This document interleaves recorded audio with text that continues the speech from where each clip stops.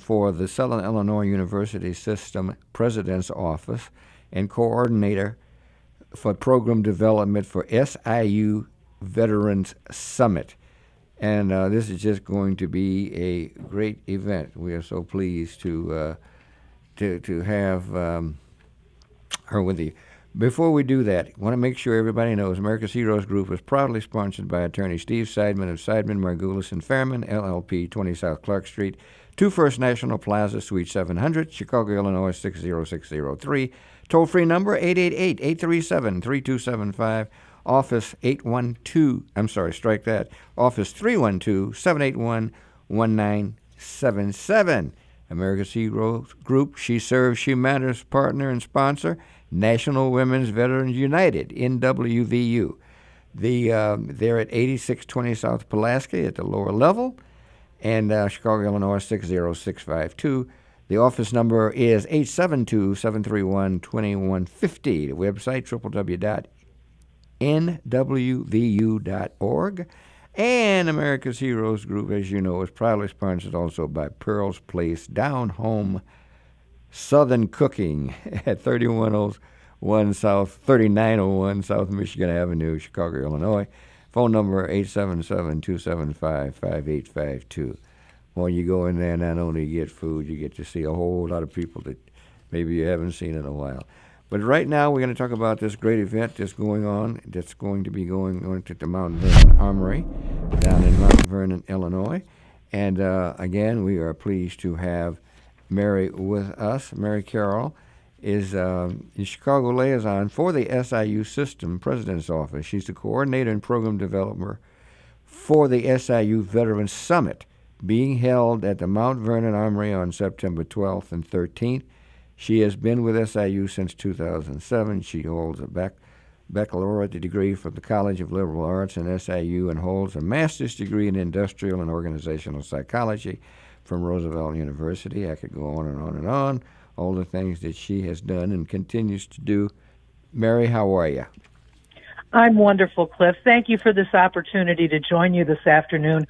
I'm really delighted to tell you about the work that the SIU system is doing to serve our veterans in Southern Illinois. I just think this is great, Mary. Go right ahead. How do you want to start well, off? I want to we know start we got the event coming up. I want to start the way that you would start, Cliff, and that's by saying thank you. And I'm saying thank you to the McCormick Foundation and very specifically Emmanuel Johnson, the program director for the veterans program, and providing us with the funding to be able to put together this event. Oh, that's great. And a lot of this event really came out of a discussion with President Dorsey about what could we do to really make a difference in Southern Illinois and show the strength of the system. And we talked about all the elements that we have in the university system, all the professional schools, and we said, this is something that we can really do. So we are holding a Veterans Summit at the Mount Vernon Armory, as you mentioned, and I have nothing but wonderful things to say about the folks at the Armory and how supportive and wonderful they've been in helping us put together this event.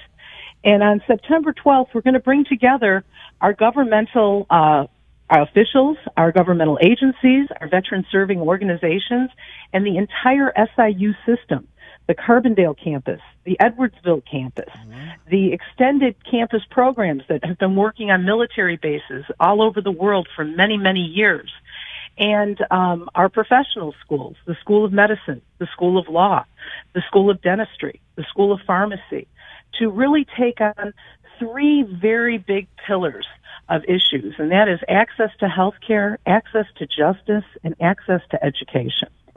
And we're going to come together and we're going to just ideate and brainstorm and start to create a blueprint to pull all of these services together so that we can take the limited resources that we have in a rural environment and make sure that we're maximizing them and giving people the best opportunity to use those services, and that we're supporting the VA and the veteran centers and all the organizations that have come together to work to serve veterans. And we're delighted that the Pritzker administration is so strongly behind veterans and has been an advocate for the work that we're doing in Southern Illinois. I tell you, all of the things that are being put together for this, Mary, it's just a great thing. It is. Yeah, it really and is. We're go right ahead. looking at the systems on the first day, but Cliff, what we're going to do on the second day is what I need your audience to help me with, and that's spreading the word to the veteran community. Because on the 13th of September, the second day of the summit, it's a day of service for veterans.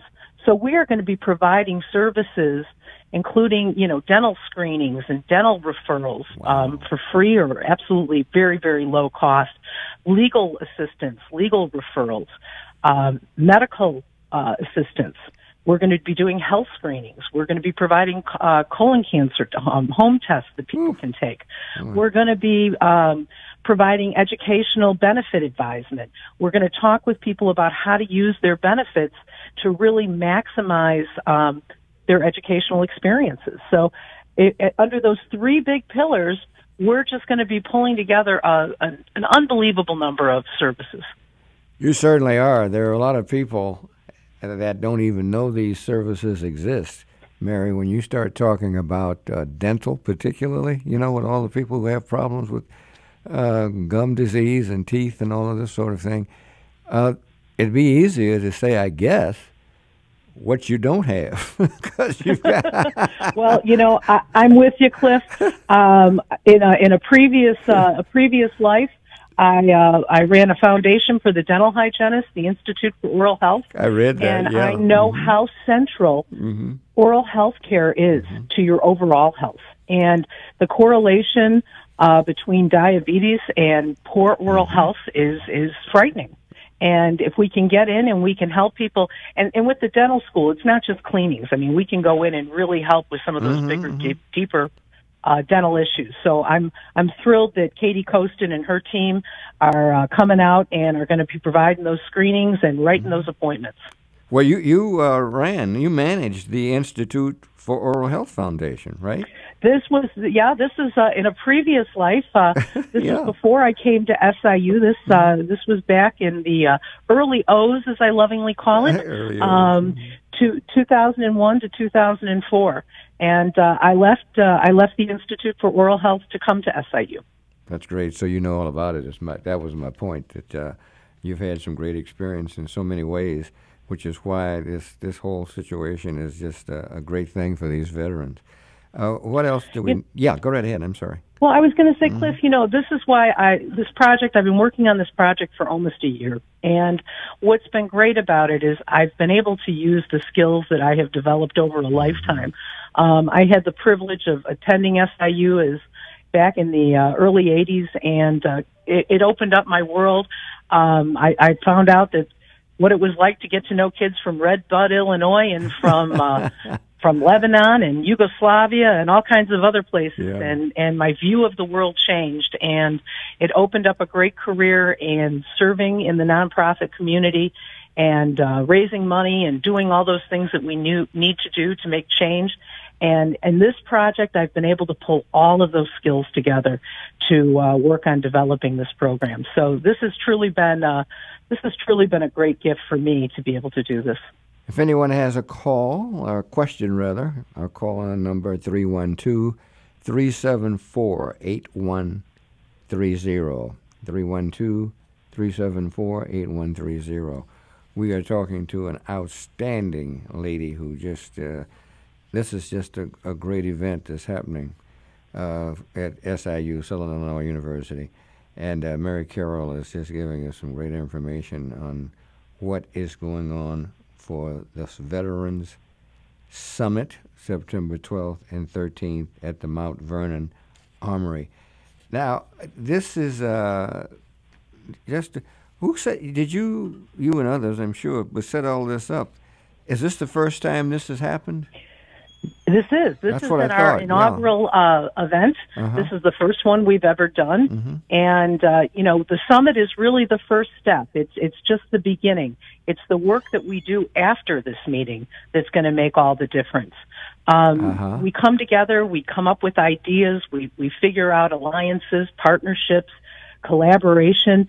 And then we're going to build this blueprint, and we're going to have future convenings. We're going to have future meetings and look at very specific issues and figure out how can we do that outreach. In an area like Southern Illinois compared to Chicago, where we have such density of services that, you can get on a bus and you can go down and meet with the women's veterans group. In Southern Illinois, things are spread out. Transportation is an issue. So if we can find a way to come together and really maximize what we have here, with mental health services, with healthcare services, with legal assistance, getting people who have had less than honorable discharges, that might have come out of a traumatic brain injury or an unidentified PTSD, and help them go back and put a claim in to upgrade their discharge so that they can get a full array of benefits. This is such important work, and it made a lot of sense for us to do this. Like most of public higher ed in the state of Illinois and the whole country, we all grew out of the GI Bill. SIU is celebrating 150 years today, but the real growth happened after World War II. The real growth and the economic growth in our country happened because of the GI generation. And they really transformed and created the middle class by raising the education level in this country. So we're here to serve those who made us exist. You make an excellent point there. Did you say SIU is 150 years old? 150 years old this year, absolutely. Wow, okay, yeah. But you're right, the GI Bill did so much for so many, and I just think it's just great what you're doing. And you're involving community-based organizations, elected officials, and others, everybody to get involved in the program, right? Absolutely. We're all coming together, and I think that we've hit a point in this country. I just came back from an amazing symposium in Atlanta. Thanks to the McCormick Foundation, I was able to attend the Warrior Community Integration Symposium. And I had a chance to interact with people who are doing amazing work all over this country and really see the impact that veterans make. And, there's a lot of stereotypes about veterans that are just completely false and not true. And one of them is that, veterans are not that well educated. Actually, they're the most well-educated portion of the population of the country. They have higher rates of completing college degrees. And that's in every segment, every ethnic group, every age group. You said something that was interesting. This group, this event you went to, Mary, Warrior Community Integration Symposium. Symposium, yes. What was that about? That sounds very interesting. It was really an event that was brought together for veteran serving organizations and community groups to take a look at how can we collaborate? How can we come together to improve services? Much of what we're doing at our symposium, focusing more on Southern Illinois. And this took more of a national focus. But, I had the opportunity to sit in on some incredible sessions. One of them was with Jared Lyons, who is the CEO of the Student Veteran Association. And they have done amazing work to share the impact that veteran benefits have provided in shaping our economy, and really helped me see that there's so much more that can be done. And this generation, this post 9/11 generation of veterans, are going to consume more educational benefits than any generation before. And hopefully they're going to be able to really make a difference as they come home in the next couple of years. And we will have a number of people who are going to be retiring and coming home, and hopefully they're going to come home and utilize these benefits and get in there and become doctors in Southern Illinois, become social workers in Southern Illinois, become teachers, IT professionals.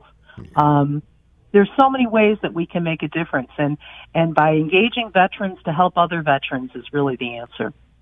With SIU and partnering with the Southern Illinois University in Edwardsville School of Law, and also the School of Medicine, also involved in hosting this event. It's just a great thing to put all these folks together, Mary. You've done a great thing. Well, I have to tell you, I'm a proud Saluki, and I'm very, very proud of the work that we're doing. There's so many things that you can say that are not good about our country, but I have to tell you, I take great pride in saying SIU is one of the great things. We have been offering access to people from day one. SIU has always been not just a friendly school for welcoming minorities, but we have a long, deep tradition. We've had a strong African American male graduation rates, stronger than some of the historical black colleges for many, many years. We have some amazing alumni, as I'm sure you've met, and I know have been on your show many times. Right. So this tradition of getting in and serving the community, serving all of the community, is something we deeply believe in, and we want to expand access. We are an access university. And in my early days when I was a student down at SIU, before there was the American Disabilities Act, we were the most wheelchair-friendly school in the nation. And that's something? Wow. We had, through our design department, we had revamped our whole university to provide access to people who were wheelchair-bound and had various disabilities. And, you just didn't see that at any university. You saw it at SIU. What do you think makes it so progressive? See, that's an amazing thing. I think, I think it started in our roots.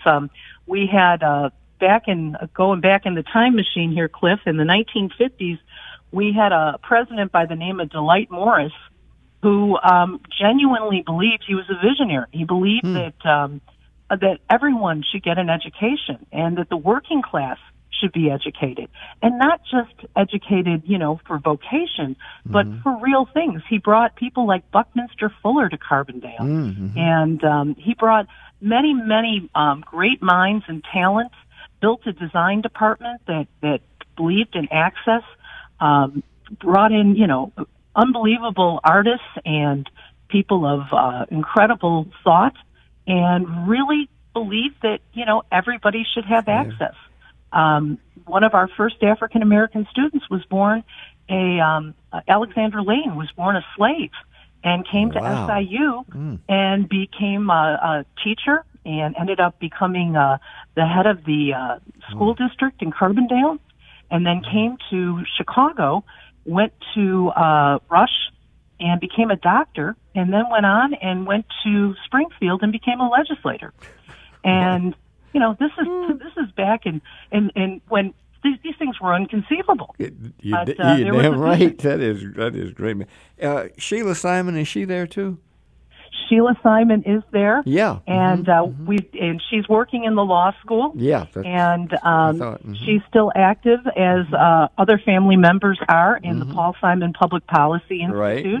And they're still doing great work. And as a kid who worked in the college Dems when I was an undergrad, I had the privilege of working on Paul Simon's campaign for the Senate, and I got to watch him declare for the presidency when I was in grad school.